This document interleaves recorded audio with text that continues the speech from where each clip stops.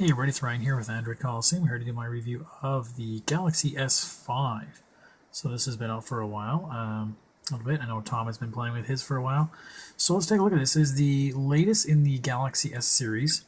As such, there's a lot of anticipation. These are one of the better selling phones out there. So what have we got? Well, we've got this new Band-Aid back. I mean, that's kind of people make fun of it, but it feels really nice and textured. And you never look at it because you're always looking at this. So I mean, if you're really worried what other people see you in your phone, that's a different story. You've got a heart rate monitor back here, flash, your 13 megapixel camera, and a pretty good sound speaker there. You've got the traditional power button and volume button rocker there, all in the right spot. Feels really good in the hand. We also have an infrared port, which I use a lot, headphone jack. On the bottom, we've got the charge port, which is, because it's waterproof, it's got a special little sealant in there. But I guess the person who had this before me broke that little piece off, so it doesn't really seal quite so well. And they really remind you a lot on this phone. Whenever you turn it on, whenever you do much of it, boot it up, it'll remind you to make sure those are all sealed up so it's there. So let's take a look at what else we got here in this device. So specifications on it, we're looking at a 5.1 inch screen. So if you want to compare that, here is a Galaxy Nexus. Two devices, definitely taller, definitely wider, but I think it's in the right sort of spot for what I mostly have been using for it. It's a little taller than I like. But otherwise it fits pretty good in the hand for one-hand usage. What else do we have here? So 5.1 inch, 1080p, so not much increase over the S4 in terms of size there and resolution. It's a 2.5 gigahertz processor, quad core, 2 gigs of RAM. I would have liked to have seen 3, but we'll get to that in a second. 16 gig storage, micro SD. Well, it's a 16 megapixel camera. Sorry, 16, not 13. 2800 milliamp hour battery. Latest Android. It's IP67. That means it's 6 out of 6 for water or dust and 7 out of 9 for water. And it's got that fingerprint scanner. Alright, so like I said, the buttons pretty much exactly where I want them to be.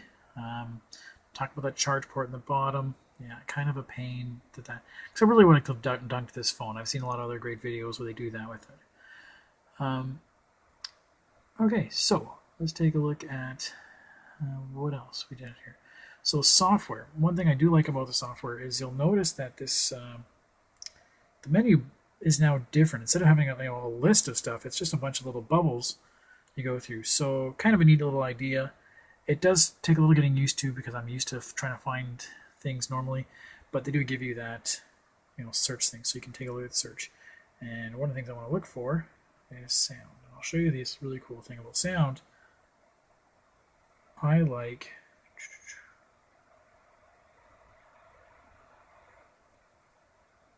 where was it now? Music effects. No. Well, now I can't find it now that I've talked about it.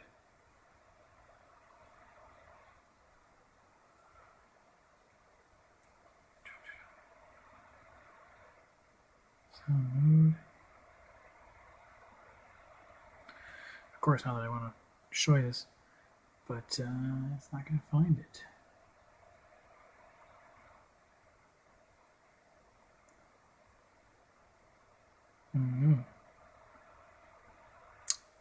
See, it makes it a little bit confusing to find anything.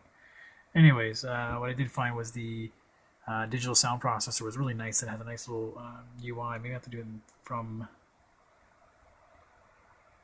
Google Play Music, I think.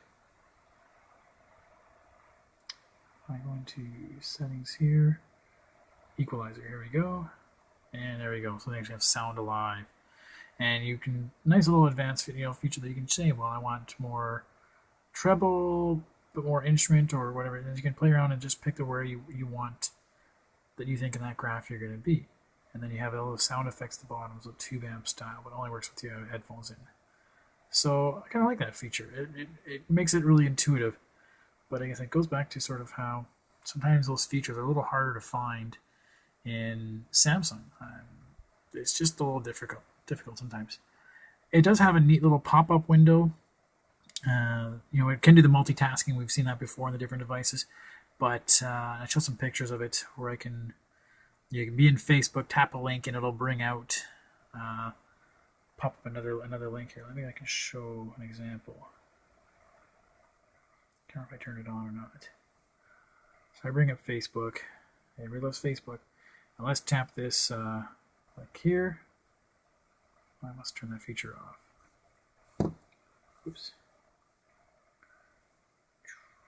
Let's go to settings. And you're looking for multi-window. Put a multi-window there. So again, let's go back to Facebook. Tap that link, and it brings up a little multi-window here that I can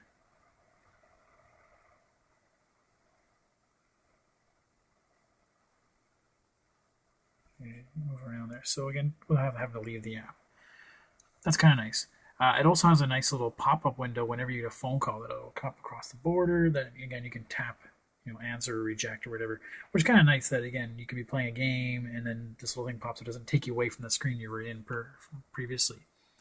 One thing I did notice about the folders is now when I go into my app tray, if I want to make a new folder and say, well, here's all my Samsung stuff I don't use, I have to put that folder into its own page, and it doesn't let me, set it right there. I can't really. It has to be on its own page. It can't be on the same thing, which I kind of think was a pain. I mean, that's just me. You also get Samsung's My Magazine, which is sort of based off of Flipboard. So if you can throw in all your different social medias and different areas that you like to read, and it'll make you a little. Personally, I'm a big Feedly fan anyway, so not exactly excited about that. Otherwise, I mean, the Samsung apps that they come in have really been toned down.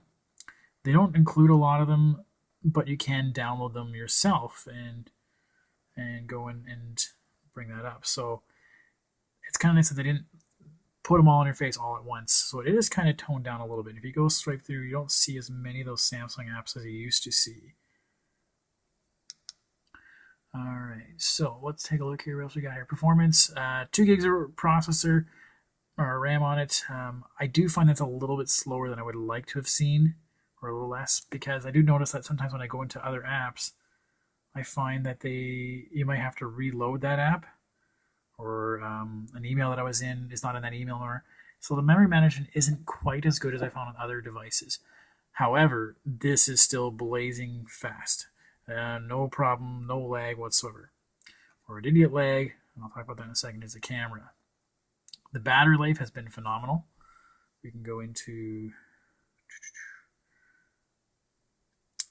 battery. And again, just because everything's laid out differently now, I have to find where is it. I've been using this for almost a week, and I'm still not quite used to it. Battery. So this is 10 hours, a couple little bit of chargings here or there. Screen time on has been a little over 4 hours. So, and it's like about 30% of the charge. So that's pretty good. Definitely compared to what I used to get out of my Nexus 4. This is definitely doing much, much better. What else we have here? Camera. So you would think 60 megapixel camera. I'm ready for some good stuff. It does take great pictures. I gotta admit, the color reproduction has been really nice. It's been really sharp. But you see how slow that was. That took forever to load up. And then if I take a picture, okay, now I'm in HDR mode, so I'll take off HDR mode. Even still, it's not as fast as it once used to be. And if I tap to go in to watch that picture, it takes a long time for it to do that swipe over. I guess I'm used to using the Nexus camera where you can just swipe over and things are ready to go. All right, so other than that, the photos are nice. You get some neat features that you get in that photo. You get different modes. What I like is that you didn't have like 30 odd modes that were in the Note 3. You can go to download other modes, so they're not automatically in the phone. So you can go in and download them after if you want them, but not really already there. Again, it's just lightening up that bloat, which is really kind of nice. And you get the the after focus shot. The HDR live preview, as Tom was talking about, was really nice. So really nice stuff there. So what else? The camera, the video camera was not too bad as well. I did a couple videos. I'll post them on the website. Miscellaneous stuff. So the fingerprint scanner. It worked very well for me. I turned it off in the end because, to be honest, I just rarely use it. My problem was that I turn on the phone, right, and where my finger would be is this way, but when you do the scan, you got to do a scan that way. So I'd have to, I just found it. I have to turn the phone on, and then have to turn the phone around so that I could get my finger in the right angle to swipe. Otherwise, it wouldn't recognize it. Once it was in the right angle, it recognized no problem. It had no issue there. Having a heart rate monitor in the back is pretty cool. Not sure I would use it all the time, but again, kind of neat. And it ties into really big into their S Health feature that they really want to talk about. And again, we'll talk about this. Wake up, Galaxy Gear. I guess it's not waking up now. The S Health features that they have in there is kind of neat. So I haven't done any pedometer stuff, but I've done some other. I can take a look at heart rate monitor. So I can see all the other stuff I've measured myself. I swear this is just like a 1 day. There we go. So I can see different measurings I've done for myself. So would I ever use it? I guess maybe if you're a more health conscious fitness person, you would probably definitely use it.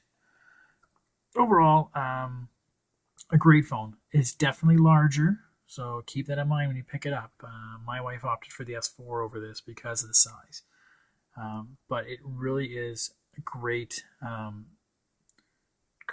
performance. I mean, I got to admit, a good hand feel.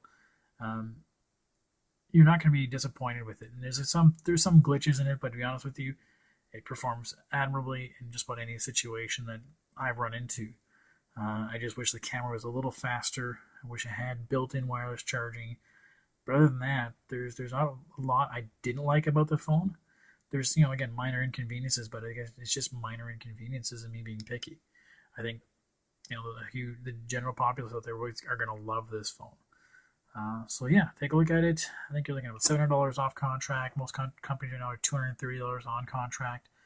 But Samsung makes some good stuff that people really like, and I think this is a definite next in the series. Okay, thanks so much.